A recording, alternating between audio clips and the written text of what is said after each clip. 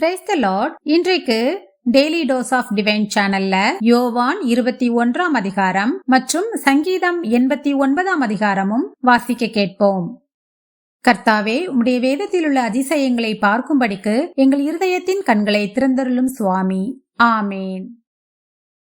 யோவான் 21ஆம் அதிகாரம். இவைகளுக்கு பின்பு இயேசு திபேரியா கடற்கரையிலே மறுபடியும் சீஷருக்கு தம்மை வெளிப்படுத்தினார். வெளிப்படுத்தின விவரமாவது: சீமோன் பேதுருவும் திதிமு என்னப்பட்ட தோமாவும் கலிலேயா நாட்டிலுள்ள கானா ஊரானாகிய நாத்தான்வேலும் செபதேயுவின் குமாரரும் அவருடைய சீஷரில் வேறு 2 பேரும் கூடியிருக்கும் போது சீமோன் பேதுரு மற்றவர்களை நோக்கி, மீன் பிடிக்கப் போகிறேன் என்றான். அதற்கு அவர்கள், நாங்களும் உம்முடனே கூட வருகிறோம் என்றார்கள். அவர்கள் புறப்பட்டு போய் உடனே படவேறினார்கள். அந்த ராத்திரியிலே அவர்கள் ஒன்றும் பிடிக்கவில்லை. விடியற்காலமான போது இயேசு கரையிலே நின்றார். அவரை இயேசு என்று சீஷர்கள் அறியாதிருந்தார்கள். இயேசு அவர்களை நோக்கி, பிள்ளைகளே, புசிக்கிறதற்கு ஏதாகிலும் உங்களிடத்தில் உண்டா என்றார். அதற்கு அவர்கள், ஒன்றுமில்லை என்றார்கள்.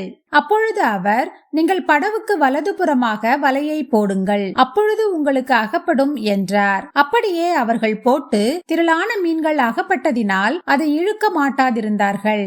ஆதலால் இயேசுவுக்கு அன்பாயிருந்த சீஷன் பேதுருவை பார்த்து, அவர் கர்த்தர் என்றான். அவர் கர்த்தர் என்று சீமோன் பேதுரு கேட்டவுடனே தான் வஸ்திரம் இல்லாதவனாய் இருந்தபடியினால் தன் மேற்சட்டையை கட்டிக்கொண்டு கடலிலே குதித்தான்.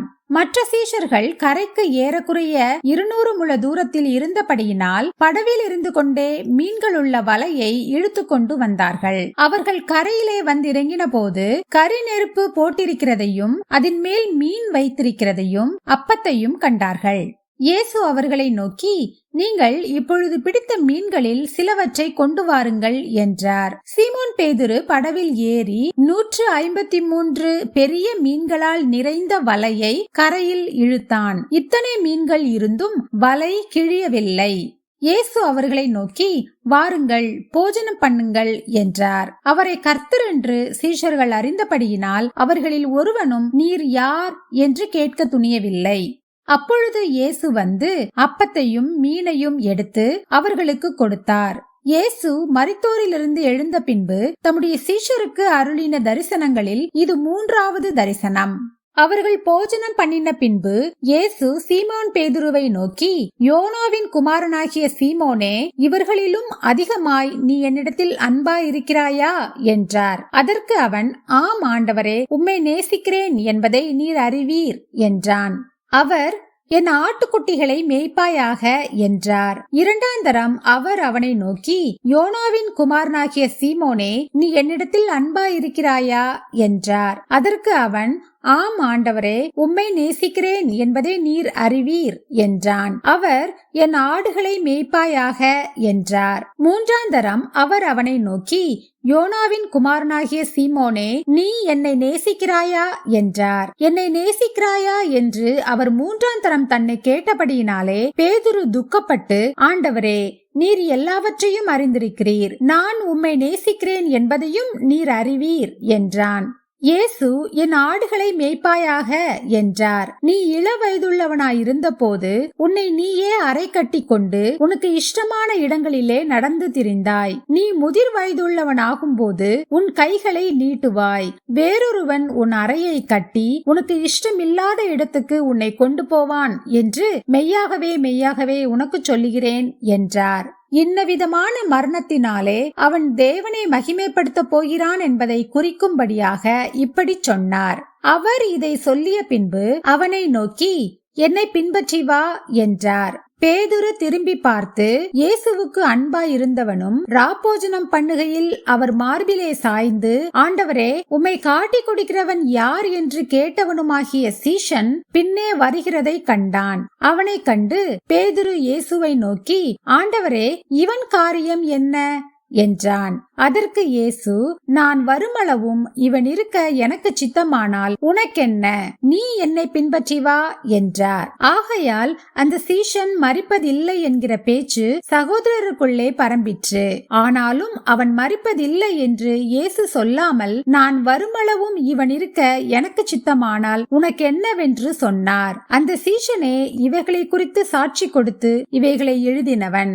அவனுடைய சாட்சி மெய்யென்று அறிந்திருக்கிறோம். இயேசு செய்த வேறு அநேக காரியங்களும் உண்டு. அவைகளை ஒவ்வொன்றாக எழுதினால் எழுதப்படும் புஸ்தகங்கள் உலகம் கொள்ளாதென்று எண்ணுகிறேன். ஆமேன். சங்கீதம் 89 அதிகாரம்.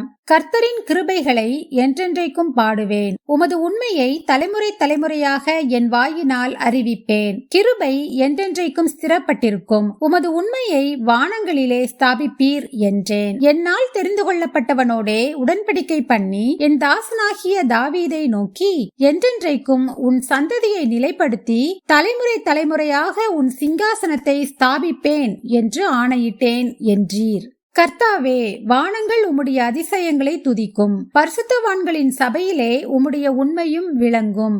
ஆகாய மண்டலத்தில் கர்த்தருக்கு நிகரானவர் யார்? பலவான்களின் புத்திரரில் கர்த்தருக்கு ஒப்பானவர் யார்? தேவன் பரிசுத்தவான்களுடைய ஆலோசனை சபையில் மிகவும் பயப்படத்தக்கவர். தம்மை சூழ்ந்திருக்கிற அனைவராலும் அஞ்சப்படத்தக்கவர். சேனைகளின் தேவனாகிய கர்த்தாவே, உம்மை போல் வல்லமையுள்ள கர்த்தர் யார்? உம்முடைய உண்மை உம்மை சூழ்ந்திருக்கிறது. தேவரீர் சமுத்திரத்தின் பெருமையை ஆளுகிறவர். அதன் அலைகள் எழும்பும் போது அவைகளை அடங்க பண்ணுகிறீர். நீர் ராகாபை வெட்டுண்ட ஒருவனைப் போல் நொறுக்கினீர். உமது வல்லமையான புயத்தினால் உம்முடைய சத்துருக்களை சிதறடித்தீர். வானங்கள் உம்முடையது, பூமியும் உம்முடையது. பூலோகத்தையும் அதிலுள்ள யாவையும் நீரே அஸ்திபாரப்படுத்தினீர். வடக்கையும் தெற்கையும் நீர் உண்டாக்கினீர். தாபோரும் எர்மோனும் உம்முடைய நாமம் விளங்க கெம்பீரிக்கும். உமக்கு வல்லமையுள்ள புயம் இருக்கிறது. உம்முடைய கரம் பராக்கிரமம் உள்ளது. உம்முடைய வலதுகரம் உன்னதமானது. நீதியும் நியாயமும் உம்முடைய சிங்காசனத்தின் ஆதாரம். கிருபையும் சத்தியமும் உமக்கு முன்பாக நடக்கும். கெம்பீர சத்தத்தை அறியும் ஜனங்கள் பாக்கியமுள்ளவர்கள். கர்த்தாவே, அவர்கள் உம்முடைய முகத்தின் வெளிச்சத்தில் நடப்பார்கள். அவர்கள் உம்முடைய நாமத்தில் நாடோறும் களிகூர்ந்து உம்முடைய நீதியால் உயர்ந்திருப்பார்கள். நீரே அவர்கள் பலத்தின் மகிமையாயிருக்கிறீர். உம்முடைய தயவினால் எங்கள் கொம்பு உயரும். கர்த்தரால் எங்கள் கேடகமும் இஸ்ரவேலின் பரிசுத்தரால் எங்களுடைய ராஜாவும் உண்டு. அப்பொழுது நீர் உம்முடைய பக்தனுக்கு தரிசனமாகி சகாயம் செய்யத்தக்க சக்தியை ஒரு சௌரியவான் மேல் வைத்து ஜனத்தில் தெரிந்து கொள்ளப்பட்டவனை உயர்த்தினேன். என் தாசனாகிய தாவீதை கண்டுபிடித்தேன். என் பரிசுத்த தைலத்தினால் அவனை அபிஷேகம் பண்ணினேன். என் கை அவனோடே உறுதியாயிருக்கும். என் புயம் அவனை பலப்படுத்தும். சத்துரு அவனை நெருக்குவதில்லை. நியாயக்கேட்டின் மகன் அவனை ஒடுக்குவதில்லை. அவன் சத்துருக்களை அவனுக்கு முன்பாக மடங்கடித்து அவனை பகைக்கிறவர்களை வெட்டுவேன். என் உண்மையும் என் கிருபையும் அவனோடு இருக்கும். என் நாமத்தினால் அவன் கொம்பு உயரும். அவன் கையை சமுத்திரத்தின் மேலும் அவன் வலதுகரத்தை ஆறுகள் மேலும் ஆளும்படி வைப்பேன். அவன் என்னை நோக்கி, நீர் என் பிதா, என் தேவன், என் ரட்சிப்பின் கன்மலை என்று சொல்லுவான். நான் அவனை எனக்கு முதற் பேரானவனும் பூமியின் ராஜாக்களை பார்க்கிலும் மகா உயர்ந்தவனுமாக்குவேன். என் கிருபையை என்றென்றைக்கும் அவனுக்காக காப்பேன். என் உடன்படிக்கை அவனுக்காக உறுதிப்படுத்தப்படும். அவன் சந்ததி என்றென்றைக்கும் நிலைத்திருக்கவும் அவன் ராஜாசனம் வானங்களுள் மட்டும் நிலை நிற்கவும் செய்வேன். அவன் பிள்ளைகள் என் நியாயங்களின்படி நடவாமல் என் வேதத்தை விட்டு விலகி என் கட்டளைகளை கை கொள்ளாமல் என் நியமங்களை மீறி நடந்தால் அவர்கள் மீறுதலை மிலாற்றினாலும் அவர்கள் அக்கிரமத்தை வாதைகளினாலும் தண்டிப்பேன்.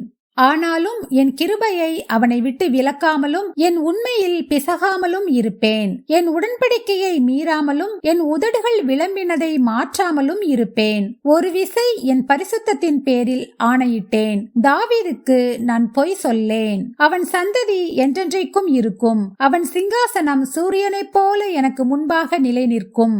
சந்திரனைப் போல அது என்றென்றைக்கும் உறுதியாயும் ஆகாய மண்டலத்து சாட்சியைப் போல் உண்மையாயும் இருக்கும் என்று விளம்பினீர். ஆனாலும் நீர் எங்களை வெறுத்து தள்ளிவிட்டீர். நீர் அபிஷேகம் பண்ணுவித்தவன் மேல் உக்கிரமானீர். உமது அடியானுடன் நீர் பண்ணின உடன்படிக்கையை ஒழித்துவிட்டு அவன் கிரீடத்தை தரையிலே தள்ளி அவமானப்படுத்தினீர். அவன் மதில்களையெல்லாம் தகர்த்து போட்டு அவன் அரணான ஸ்தலங்களை பாழாக்கினீர். வழி நடக்கிற யாவரும் அவனை கொள்ளையிடுகிறார்கள். தன் அயலாருக்கு நிந்தையானான். அவன் சத்துருக்களின் வலது கையை நீர் உயர்த்தி அவன் விரோதிகள் யாவரும் சந்தோஷிக்கும்படி செய்தீர். அவன் பட்டயத்தின் கருக்கை மழுக்கி போட்டு அவனை யுத்தத்தில் நிற்காதபடி செய்தீர். அவன் மகிமையை அற்றுப்போக பண்ணி அவன் சிங்காசனத்தை தரையிலே தள்ளினீர். அவன் வாலிப நாட்களை குறுக்கி அவனை வெட்கத்தால் மூடினீர். எதுவரைக்கும் கர்த்தாவே நீர் என்றைக்கும் மறைந்திருப்பீரோ?